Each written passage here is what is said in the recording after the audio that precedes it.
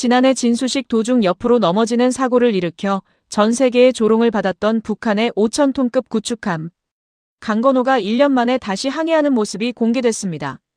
당시 김정은이 직접 지켜보는 가운데 발생한 사고로 선체가 크게 파손됐지만 북한은 대규모 인력과 장비를 동원해 복구를 진행했고 이번에는 정상적으로 기동하는 장면을 공개하며 복원 능력을 과시했습니다.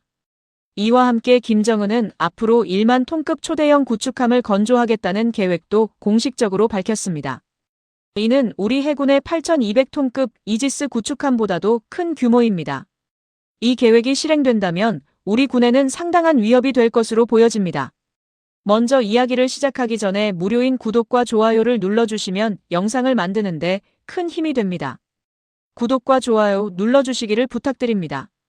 그러나 군사 전문가들은 북한이 국제 제재 속에서 이 정도의 첨단 구축함을 독자적으로 건조하는 것은 매우 어려울 것으로 보고 있습니다. 흥미로운 점은 우리 정부 내부에서도 대북 기조를 두고 온도 차가 나타났다는 것입니다. 국방부는 북한 정권과 군대를 명백한 주적으로 규정하는 기존 방침을 유지하겠다는 입장이지만 통일부는 남북관계 개선을 고려해 표현을 신중하게 검토해야 한다는 의견을 내놓았습니다. 이번 시험 항해에는 김정은의 딸 김주애도 동행했습니다. 김주애는 갑판에서 김정은과 함께 현장을 둘러보는 모습이 공개되며 후계 구도와 관련한 관심을 다시 불러일으켰습니다.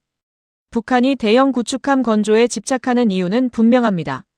잠수함 기술이 부족한 상황에서 대형 수상함을 이용해 핵미사일을 운용하는 해상 플랫폼을 확보하려는 것입니다. 북한은 유사시에도 핵전력을 유지하는 이른바 이격 능력 확보를 목표로 하고 있으며 대형 구축함을 핵순항 미사일과 탄도미사일을 탑재하는 이동식 기지로 활용하려는 의도를 드러내고 있습니다. 실제로 공개된 최연호와 강건호를 보면 일반적인 구축함과 달리 수직 발사관이 대거 배치돼 있습니다. 반면 방공 능력의 핵심인 레이더는 후방에는 없고 전방 위주로 설치된 것으로 분석돼 방어보다는 미사일 공격에 중점을 둔 설계라는 평가가 나옵니다. 다만 실제 전력화까지는 넘어야 할 산이 많습니다. 1만 톤급 구축함은 고출력 추진기관과 첨단 전투관리 체계, 다양한 센서를 통합하는 기술이 필요합니다. 이는 단순히 선체를 크게 만드는 것과는 차원이 다른 문제이며 현재 북한의 기술력만으로는 쉽지 않다는 것이 전문가들의 공통된 견해입니다. 그럼에도 북한을 과소평가해서는 안 된다는 목소리도 있습니다.